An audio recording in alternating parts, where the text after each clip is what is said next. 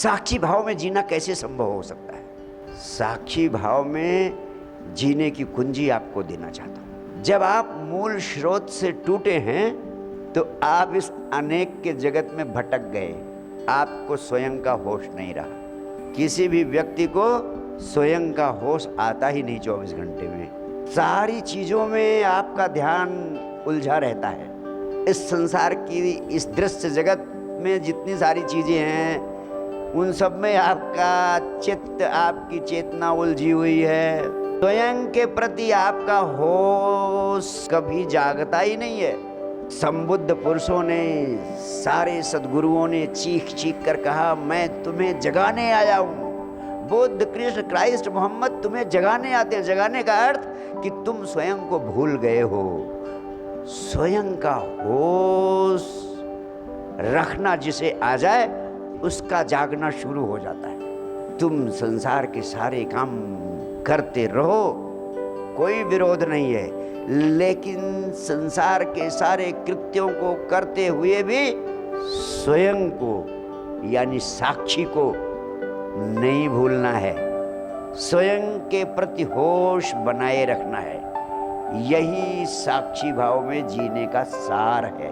यही साक्षी साधना का सार है कि जीवन के सारे कृत्यों को करते हुए स्वयं के प्रति होश पूर्ण रहना, स्वयं को कभी न भूलना।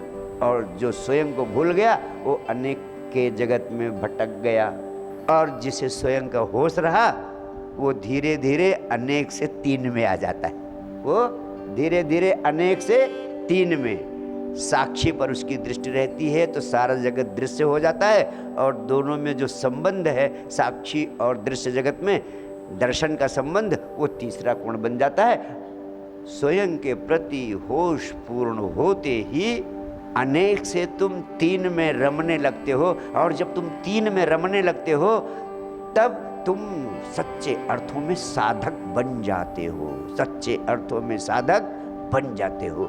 अब स्वयं के प्रति होशपूर्ण होने का उपाय क्या है? स्वयं के प्रति होशपूर्ण होने का अर्थ क्या है? स्वयं के प्रति होशपूर्ण होने का अर्थ है कि जब आप दूसरों को देख रहे हैं तो किसी दूसरे को देखते समय भी स्वयं को ना भूलें। उदाहरण के लिए, अगर सामने एक वृक्ष खड़ा है, आप वृक्ष को देख रहे हैं, तो वृक्ष को देखते समय वृक्ष को देखें, लेकिन वृक्ष को देखते समय स्वयं को कभी ना भूलें। यानी आपकी चेतना का, आपकी होश का तीर दो तरफा हो जाए, एक वृक्ष की तरफ और दूसरा स्वयं की तरफ। इस प्रकार त्रिकोण पैदा हो जाएगा। एक हो गए आप यानी साक्षी। साक्षी कौन है? जो स्वयं को भी देख रहा है और वृक्ष को भी देख रहा है, इसे भी देख रहा है और सामने वृक्ष को भी देख रहा है। और तीसरा गुण हो गया साक्षी। देखने वाला कौन है? साक्षी। जो आपके भीतर चेतना है वो किसको देख रही है? आपको भी देख रही है। आप स्वयं पर भी होश है और इस शरीर पर भी होश है और वृक्ष पर भी होश है। किसका होश है? साक्षी का। तीन गुण हो गए ना। जो इस तरह से होशपूर्ण रहता है 24 घंटे के जीवन में, वो तीन में रमने लगता है। तीन में रमने का अर्थ हो गया, एक कोण हो गया साक्षी का, एक कोण हो गया देखने वाले का, दूसरा जो देख रहा है उसको, और तीसरा जिसको देख रहा है उसको। तो जो दूसरे को देखते समय अपनी चेतना का तीर स्वयं पर भी बनाए रखता है, वो अनेक के जगत से धीरे धीरे तीन में रमने लगता है। साक्षी, दृश्य और जो देख रहा है, इन तीनों में रमने लगता है। और जो तीनों में रमने लगता है, जिसकी चेतना तीनों पर केंद्रित रहने लगती है, उसको हम साधक कहते हैं। हमेशा कहता हूँ, मुझे सुनते समय आप मुझे सुनने में ही डूब जाते। अब आप साक्षी न रहे। क्यों? क्योंकि आप स्वयं को भूल गए हैं। मुझे सुनते समय मुझे सुने, लेकिन चेतना का तीर अपनी तरफ बनाए रखे, यानी स्वयं को न भूले। एक बार मुझे भूल जाए तो कोई हर्ज नहीं, लेकिन स्वयं को न भूले।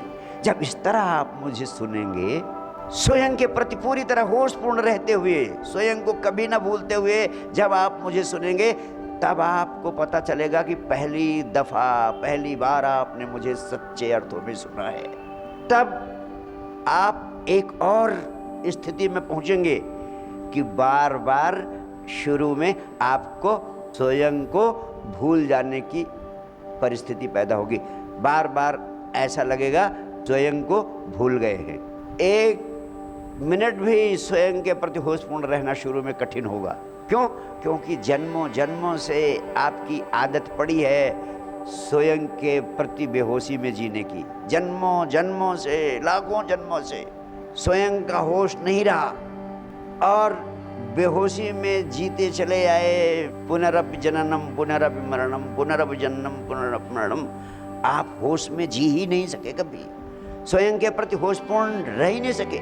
जब स्वयं की तरफ चेतना का तीर बना रहता है, जब स्वयं के प्रति आप होशपूर्ण रहते हैं, तब आप जागना शुरू करते हैं धीरे धीरे धीरे धीरे।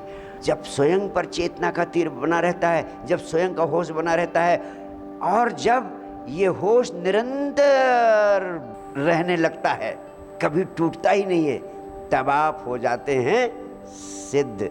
तब आपको होता है स्वयं पर होशपूर्ण रहते रहते आत्मस्मरण हो जाता है, यानी आत्म साक्षात्कार हो जाता है। जिस चीज का आप साक्षात करना चाहते हैं, हर व्यक्ति क्या करना चाहता है? आत्म साक्षात्कार। तो जिस चीज का साक्षात करना चाहते हो, जिस चीज को देखना चाहते हो, जिस चीज के अनुभव से गुजरना चाहते हो, जिसका भी साक्षात्कार करना चाहते हो, उसके लिए सबसे पहली जरूरत क्या है? कि उसको देखो, उसका साक्षात करो। साक्षात करने का अर्थ क्या होता है? देखना। तो तुम चाहते हो आत्म साक्षात्कार और स्वयं पर तुम्हारी चेतना कभी जाती ही नहीं, तो आत्म साक्षात्कार कहाँ से घटेगा? फिर आत्म साक्षात्कार का घटना असंभव है। तो आत्म साक्षात्कार घटित हो, उसकी सरलतम विधि भगवान अष्टावक्र सम्राट जनक को देते हैं, जिसे मैं साक्षी भाव में जीना कहता हूं। कि जिंदगी के सारे कृत्यों को करते हुए तुम स्वयं को न भूलने का अभ्यास करो। और जब कभी क्षण भर को यह अवस्था पैदा होगी कि मुझे सुनते समय तुम स्वयं को नहीं भूले हो, तो एक अद्भुत आनंद की लहर बिजली की तरह तुम्हारे प्राणों में दौड़ जाएगी। एक अद्भुत स्वाद लगेगा आनंद का, एक बोध की किरण उतरेगी आपके ऊपर, एक ऐसी मिठास पकड़ेगी आपको जिसको मैं शब्दों से व्यक्त नहीं कर सकता हूँ। और यह मिठास धीरे धीरे, कभी अगर आप दिन भर कोशिश करो, कभी क्षण क्षण भर को भी अगर स्वयं का होश होने लगे, तो समझ लेना कि बहुत बड़े सौभाग्य की किरण आपके जीवन में उतरने लगी है। इस किरण को पकड़ो। स्वयं के प्रति होशपूर्ण बने रहने से धीरे धीरे धीरे धीरे तुम तीन में रमण करने लगोगे, तीन में रहने लगोगे। अनेक के जगत का जो भटकाव है वो धीरे धीरे समाप्त होगा और तुम तीन में आ जाओगे।